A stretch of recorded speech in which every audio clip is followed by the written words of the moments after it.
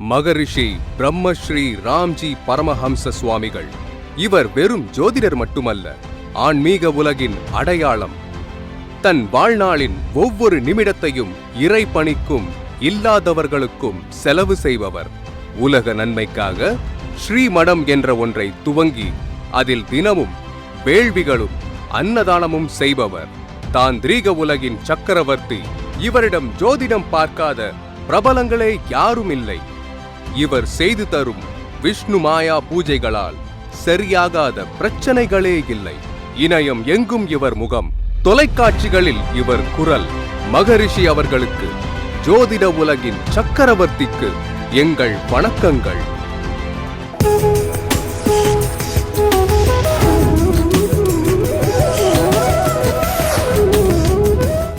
புதியுக நேயர்கள் அனைவருக்கும் அன்பான வணக்கங்கள். விதியை மதியால் வெல்லலாம் என்பது பழமொழி. விதியை நல்ல நிறத்தால் வெல்லலாம் என்பது புதுமொழி. இன்றைய நல்ல நேரம் நிகழ்ச்சியை சிறப்பித்து தருவதற்காக நம்முடைய அரங்கத்திற்கு வருகை தந்திருக்கிறார் ஜோதிட உலகின் சக்கரவர்த்தி பிரம்மஸ்ரீ ராம்ஜி பரமஹம்ச சுவாமிகள் அவர்கள். அவர்கிட்ட பேசலாம். அவரை வரவேற்போம். வாங்க. வணக்கம். வணக்கம். ஆதித்யாய சோமாய மங்களாய புதாய ச குரு சுக்ர சனிப்பெச்ச ராகவே கேதவே நமஹ. உலகெங்கிலும் இருக்கும் என் ரசிகர்கள் அனைவருக்கும் வணக்கம். குருஜி, நம்மளுடைய நல்ல நேரம் நிகழ்ச்சியில 2 செக்மெண்ட் பார்ப்போம். முதல் செக்மெண்ட் லக்கி காலர், 2வது செக்மெண்ட் வந்து தாந்திரிக பரிகாரம் குறித்து பார்ப்போம். லக்கி காலர் இன்னைக்கு யாருன்னு பார்த்தலாமா குருஜி? கண்டிப்பா. இவங்க சொல்ற லக்கி காலர்னா என்ன, ஏன் லக்கி காலர்னு சொல்றோம், அந்த சேனல் மாத்திரவங்களுக்கெல்லாம் நான் சொல்றேன். அதாவது இந்த ஷோக்கு நல்ல நேரம் நிகழ்ச்சிக்கு ஃபோன் பண்ணாலே உங்களுக்கு நல்ல நேரம் வந்தாச்சுன்னு அர்த்தம். ஜோதிட ரீதியான உங்களுக்கான பிரச்சனைகளுக்கான பரிகாரங்கள், தீர்வுகள் அனைத்தும் நான் தருகிறேன். கீழே போயிட்டு இருக்க நம்பருக்கு ஃபோன் பண்ணுங்க. அதர்வைஸ் இந்த ஷோவில் பேச டைம் கிடைக்கலனாலும் பரவாயில்ல, அதுக்கப்புறம் என்கிட்ட பேசுங்க. என்னிடம் பேசினால் உங்களுக்கு நல்ல நேரம் வந்தாச்சுன்னு அர்த்தம். அந்த லக்கி காலரை பார்க்க நானும் ஆர்வத்துடன் இருக்கிறேன். யாருன்னு பார்த்துடலாம். கண்டிப்பா குரு. வணக்கம். நல்ல நேரம். யார் பேசுறீங்க? யோகா பேசுறேம்மா. சொல்லுங்கம்மா. உங்களுடைய எங்கேருந்துமா பேசுறீங்க? சென்னையில இருந்துமா. ஓகேம்மா, நீங்க குருஜி கிட்ட பேசலாம். வணக்கம் யோகா. குருஜி எப்படி இருக்கீங்க குருஜி? நல்லா இருக்கேம்மா, நல்லா இருக்கேன். பரவாயில்ல, போல்டாக பேசுகிறீங்க. யார் பேசுகிறீங்க அப்படின்னா, என் பேர் யோகாங்க, நான் சென்னையிலேருந்து பேசுகிறேங்க அப்படி சொல்லுவாங்க. ஸ்ட்ரெயிட்டாக யோகா பேசுகிறேன், சென்னையிலேருந்து பேசுகிறேன், 2 வார்த்தை. ஸோ இட் இஸ் சரியில்லை குருஜி. நல்லா குருஜி பேசுறது. ஸோ வெறுப்பில் இருக்கீங்க, மனசுல நல்லா தெரியுது, நீங்கள் வெறுத்து போயிருக்கீங்க. சரி சொல்லுங்க, பிறந்த நாள், மாதம், வருடம்? 23/7/97. பிறந்த நேரம்? 3:45 PM. பிறந்த இடம்? சென்னை தான் குருஜி. விருச்சிக லக்னம், கும்பராசி, புரட்டாதி நட்சத்திரம், 1ஆம் பாதம். லக்னத்துக்கு 3ல் குரு, 4ல் சந்திரன், கேது, 5ல் சனி. நான் டெய்லி சொல்கிறது தான், இந்த 5ஆம் இடம் கெடவே கூடாது, கெடவே கூடாது, கெடவே கூடாது. அது கெட்டுச்சுனாலே குடும்ப வாழ்க்கை நல்லா இருக்காது. 9ல் சூரியன், 10ல் புதன், சுக்கிரன், ராகு, 11ல் செவ்வாய், 12ல் மாந்தி. 2வது சொல்கிறேன், 12ல் மாந்தி, 1ல் மாந்தி, 2ல் மாந்தி இருந்தால் அவர்களுக்கு ஆபிச்சார தோஷம் என்பது ஏற்படும்.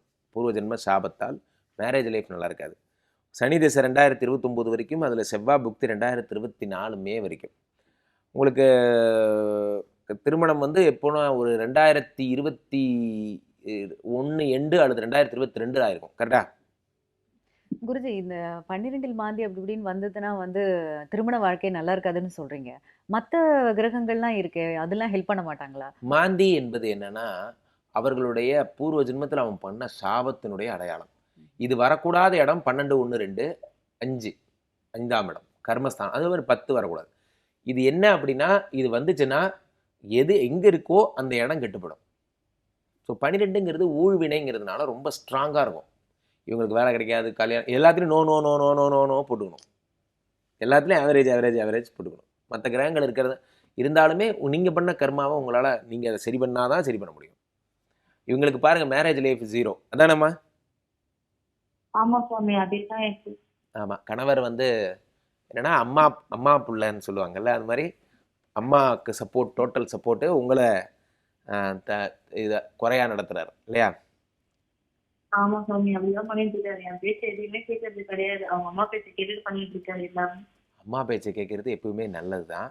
ஆனா இவர் கொஞ்சம் ஓவரா பண்றாரு. அதான் தாய் சொல்லை தட்டாதேன்னு சொல்லுவாங்க. அவரை நம்பி தானே வந்திருக்கோம் நாங்க. கண்டிப்பா. அளவுக்கு கண்டிப்பா. மிஞ்சினால் அமிர்தமும் நஞ்சு அதுங்கிற மாதிரி கண்டிப்பா. இருக்கு போல இருக்கு. ஒரு ஒரு ஒரு ஒரு பழமொழி சொல்றேன், தப்பா எடுத்துக்காதீங்க. இன்று யாரெல்லாம் இப்படி பேசுகிறீர்களோ, நீங்களெல்லாம் கல்யாணம் ஆகி குழந்தை பெத்து அந்த பையன் வந்ததுக்கப்புறம் நீங்களெல்லாம் மாமியார் ஆகி விடுவீர்கள்.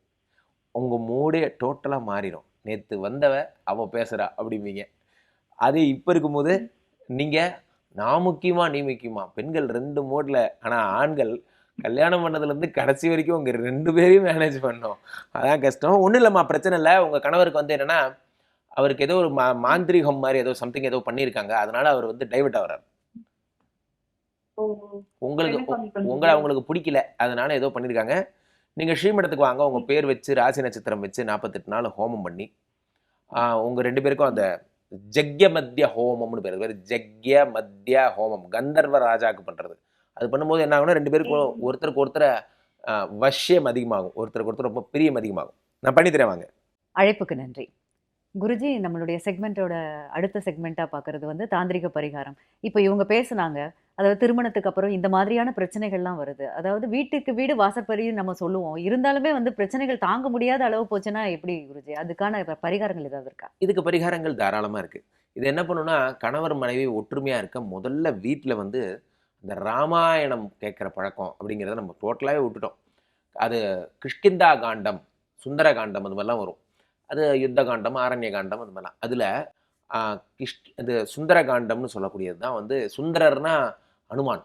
அந்த சுந்தரர் அனுமான் அவ்வளோ குரங்கு போய் அழகு சுந்தரருங்கிறீங்க அப்படின்னா, அவர் அவ்வளோ அழகான கம்பீரமான குரங்கு. அவர் வந்து என்ன பண்ணாரு, ராமருக்காக கடலை தாண்டி சீதையை பார்த்து அந்த அந்த அந்த சுந்தரகாண்டத்தை டெய்லி படிக்கணும் அல்லது கேட்கணும். உபன்யாசம், சுந்தரகாண்டத்தினுடைய உபன்யாசர் அந்த ஆச்சாரியார் வந்து அதை விவரிப்பார். அந்த கேஸ்ட்டை போட்டாவது கேளுங்க சுந்தரகாண்டம். அதை கேட்கறது நல்லது. அதே மாதிரி தான் உங்களுக்கு வந்து இது ஒரு ஏழை பெண்ணுக்கு திருமணம் செய்து வைக்கிறது. இதெல்லாம் வந்து திருமண வாழ்க்கை நல்லா இருக்கிறது. திருமண வாழ்க்கை நல்லா இருக்கிறதுக்கு நிறைய என்னோட வீடியோஸில் நான் சொல்லியிருப்பேன். எதெல்லாம் கெடுக்கும் திருமண வாழ்க்கை. படுக்கை அறையில் கண்ணாடி இருந்தால் எடுத்துருங்க. படுக்கை அறையில் கண்ணாடி இருக்கு. நீங்கள் வந்து கண்ணாடியில் உங்களை ரசிக்கக்கூடாது. ஆடையற்ற உருவ பொம்மைகளோ அல்லது வந்து படங்களோ இருந்தால் தயவுசெய்து கழட்டி போடுங்க. கண்டிப்பாக சண்டை வரும்.